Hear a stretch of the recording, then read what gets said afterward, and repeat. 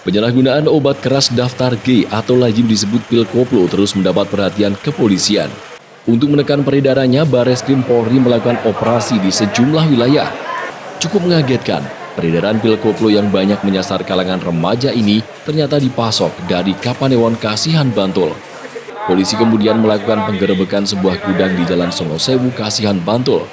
Dari dalam gudang, polisi mengamankan 30 jutaan pil koplo berbagai merek, 7 mesin modern untuk memproduksi pil, 5 mesin oven, 2 mesin pewarna obat, dan berbagai bahan baku lainnya disita untuk dijadikan barang bukti. Kabar Reskrim Mabes Polri Komjen Pol Agus Andrianto menjelaskan, penggerebekan pabrik pil koplo terbesar di Indonesia ini diawali dari penangkapan pemakai dan pengedar di wilayah DKI Jakarta dan Jawa Barat. Setelah dilakukan penyelidikan, didapat informasi bahwa pil terlarang dipasok dari Yogyakarta.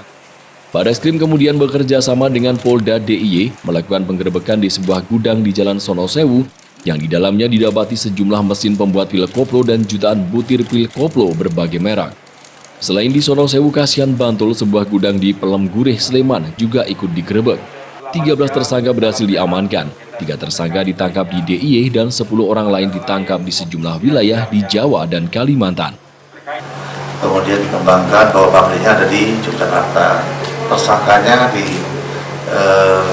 sini ada 3, kemudian yang 10 lagi itu dari wilayah-wilayah yang saya sebutkan, termasuk dari Jakarta.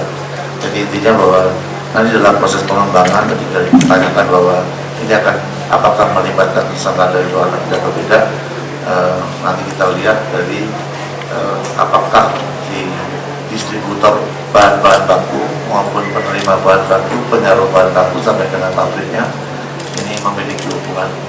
Dalam proses penyidikan nanti akan kita bisa melakukan tindakan.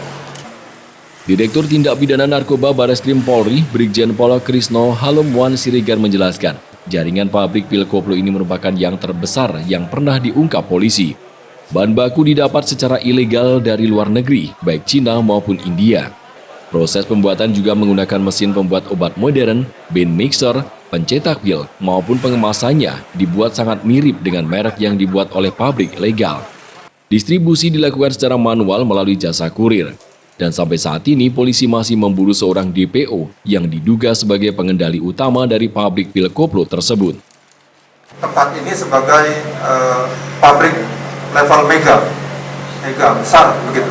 Nah, akhirnya kami menangkap saudara Joko di kediamannya, satu tempat yang tidak jauh dari sini, dan kami memeriksa yang bersangkutan, dan akhirnya kami mendapatkan keterangan bahwa dia dikendalikan oleh seorang inisial EY yang akan masuk DPO, dan baru tadi malam kami menangkap seorang tersangka atas nama AS, ya, seorang ibu.